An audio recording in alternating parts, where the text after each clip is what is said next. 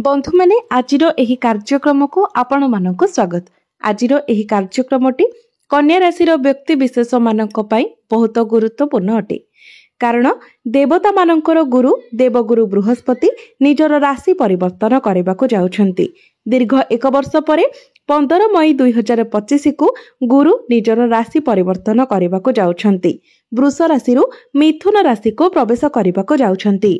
तो गुरु आपणकर नवम भावरु बाहरी आपणकर दशम भावरे गोचर करिवे एवं पूरा 12 वर्ष परे गुरु आपणकर दशम भावरे गोचर करबाको जाउछंती।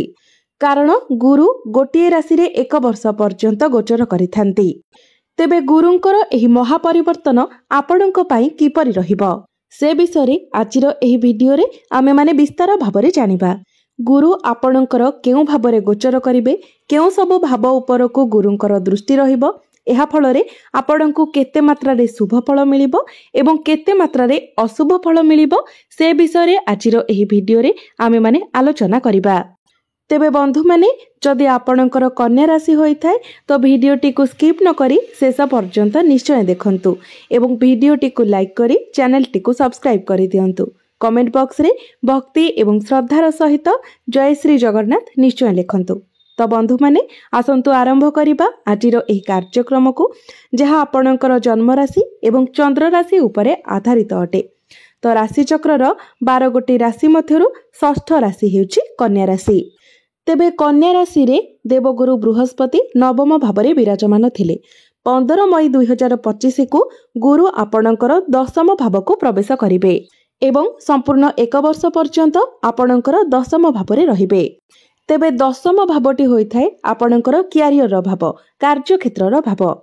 बंधु माने बृहस्पतिଙ୍କ निकटरे सबुठारु अधिक दायित्व रहिथाय, सबुठारु अधिक रेस्पोंसिबिलिटी रहिथाय। कारण गुरु हेउछंती ज्ञानर कारक ग्रह, देवता मानकर गुरु। तेबे गुरु हेउछंती आपणकर चतुर्थ एवं सप्तम भावर अधिपति। तो गुरु जतेबेले आपणकर दशम भावरे गोचर करिवे तो गुरुंकर दृष्टि आपणकर द्वितीय भाव, आपणकर चतुर्थ भाव एवं आपणकर षष्ठ भाव उपरे रहिबो।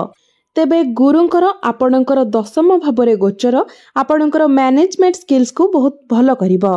आपणकर मैनेजमेंट स्किल रे इंप्रूवमेंट आसीबो, आपणकर मैच्योरिटी लेवल बढ़िबो। तेबे गुरु आपणकर चतुर्थ भावर अधिपति होई आपणकर दशम भावरे गोचर करिवे, जहा फलरे आपणकर क्यारियर रे आपणको खुशी प्राप्ति हेबो। एहा व्यतीत सबुठारु बड़ कथा हेउची आपणक राशि रे शनि अढेई नाही कि शनि 7.5 मध्य नाही। शनि मध्य आपणकर केंद्र रे गोचर करूछंती, आपणकर सप्तम भावरे गोचर करूछंती। तेणु गुरुंकर एही राशि परिवर्तन कन्या राशि रो क्यारियर पई बहुत भलो रहिबो। कारण आपणकर क्यारियर भावरे ही गुरु गोचर करिवे। आपणकर क्यारियर रे आपण एक बहुत बड़ परिवर्तन देखिबाकू पाइबे। तेबे आपणकर चाकरी क्षेत्र रे जदि आपणकर कोनोसी भी समस्या थिला तो वर्तमान आपण देखिबे ताहा धीरे धीरे दूर होई जिवो। चाकरी क्षेत्र रे आपणकर क्यारियर रे आपणको सैटिस्फैक्शन मिलिबो। कारण गुरुंकर दृष्टि आपणकर द्वितीय भाव उपरे पड़िबो। तेबे द्वितीय भावटी होइथाय धनर भाव, बाणीर भाव, आपणको कुटुंब एवं परिवारर भाव। तो द्वितीय भावटी जेहेतु धनर भाव अटे तो आपणकर सेविंग्स बढ़िबो। चाकरी क्षेत्र रे आपण अधिक अर्थ उपार्जन करिवे। क्यारियर रे आपणकर प्रमोशन हेबो। आपणकर जे अजथा खर्च हेउथिला सेथिरे मध्य नियंत्रण आसीजिवो। आपण अधिक अर्थ संचय करि पारिबे। तेबे सेविंग सहित आपण इन्वेस्टमेंट मध्य करिवे, जहा भविष्यत रे आपणको लाभ प्रदान करिवो।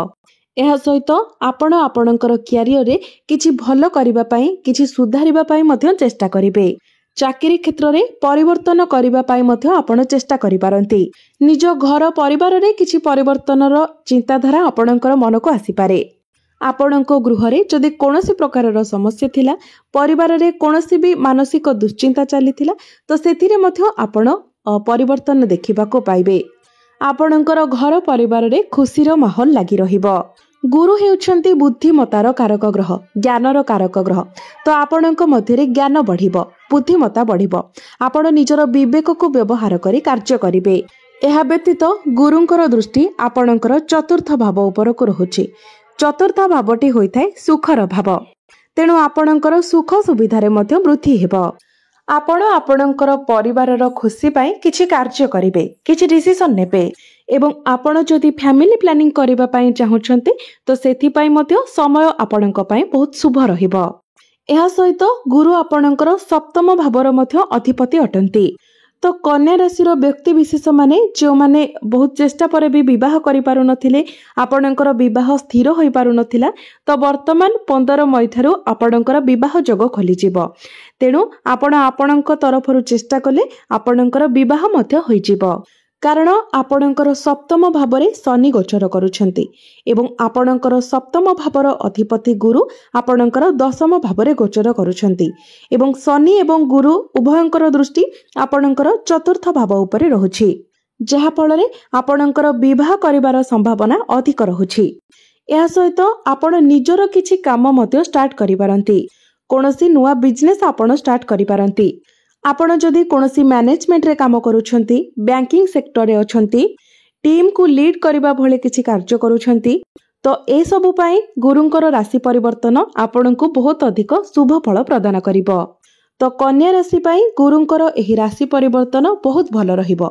एहा पूर्वरु मध्य गुरुंकर आपणकर नवम भावरे गोचर आपणको शुभ फल प्रदान करुथिला। वर्तमान मध्य गुरु जेतेबेले आपणकर दशम भावरे गोचर करिवे तो गुरुंकर एही राशि परिवर्तन आपणको पाई बहुत भल रहिबो। तेबे आपण जेउ कार्य करिबा पाई चाहुछंती, जेउ कार्य करिबा पाई प्लानिंग करिसंती, आपण सेही कार्य रे जदि फोकस करंती तो निश्चित भाबरे आपणको सक्सेस मिलिबो। कारण गुरुंकर दृष्टि द्वितीय भाबरे थिबा हेतु आपणकर कम्युनिकेशन स्किल्स बहुत भल रहिबो। जदि आपण टीचिंग लाइन रे अछंती, बैंकिंग सेक्टर रे अछंती, किबा आपण टीम लीडर अछंती, किबा आपण कोनोसी बहुत बड़ पोस्ट रे काम करूछंती, तो ए सब क्षेत्र रे आपणको बहुत अधिक सफलता मिलिबो। आपणको मध्यरे एक शांत प्रकृति देखा जिवो, आपण निजको बहुत शांत रखिबे। तेबे मोटामोटी भाबरे देखिबाकू गले गुरुंकर एही महापरिवर्तन आपणकर क्यारियर पाई, आपणकर परिवार पाई, आपणकर फाइनेंशियल ग्रोथ पाई बहुत भल रहिबो। सुख सुविधा को नै मध्य गुरुंकर एही राशि परिवर्तन बहुत भल रहिबो। किंतु गुरुंकर दृष्टि आपणकर षष्ठ भाव उपरे मध्य रहुछि, जहा फଳରେ आपणकर शत्रु संख्या बढ़ी पारंती। कारण षष्ठ भावटी होइथाय रोग, ऋण एवं शत्रुर भाव। तो आपणक विरुद्ध रे किछि व्यक्ति किछि पॉलिटिक्स करि पारंती, आपणक विरुद्ध रे अन्य मानक आगरे आपणक विरुद्ध रे किछि कहि पारंती। तेबे ए सबु ठारू आपणको दूरे रहिबार अछि एवं एथि प्रति आपणको सतर्क मध्य रहिबार अछि। तेबे एही एक वर्ष मध्यरे आपण प्रॉपर्टी को नै कि हेउ किबा गाड़ी को नै हेउ किछि लोन मध्य करि पारंती। ताहा बहुत छोट लोन हेउ किबा बहुत बड़ लोन हेउ, किंतु एही एक वर्ष भितरे आपण किछि लोन नै पारंती। दुईटा मध्यरु कोनोसी गोटिए जिनिस निश्चित भाबरे आपणक सहित घटिबो। हुए तो आपण किछि लोन नै पारंती, नचेत आपणकर शत्रु संख्या वृद्धि पाइबो। एमिति कि जे माने आपणकर मित्र अटंती, आपणकर बहुत विशेष अटंती, से माने मध्य आपणकर शत्रु बनि पारंती। से माने आपणको जेलस फील करि पारंती। तो एबे आसंतु जानि नेबा किछि प्रतिकार विषय रे, किछि उपाय विषय रे, जे उपाय गुडीको करिबा तरा जहा सब अशुभत्व रहुछि से सब खंडन होई पारिबो एवं आपणको अधिक मात्रा रे शुभ फल प्राप्ति होई पारिबो। तो सर्वप्रथमे आपण प्रत्येक दिन गायत्री मंत्र 108 थर उच्चारण करंतु। प्रत्येक दिन बुद्धंकर बीज मंत्र 108 थर जप करंतु एवं प्रत्येक दिन आपण पक्षी मानकु किछि ना किछि खाइबाकु दियंतु। यह सहित प्रत्येक दिन आपण हनुमान चालीसार पाठ करंतु एवं प्रत्येक दिन उदित सूर्य को तंबा पात्र रे जलार्घ्य अर्पण करंतु। निश्चित भावरे जहा सब अशुभत्व रहुछि से गुडी को खंडन होई जिवो एवं आपणको अधिक मात्रा रे शुभ फल प्राप्ति हेबो। तो बंधु माने आपणकर जीवन मंगलमय हेउ, एहा ही ईश्वरଙ୍କ निकटरे मोर प्रार्थना। धन्यवाद।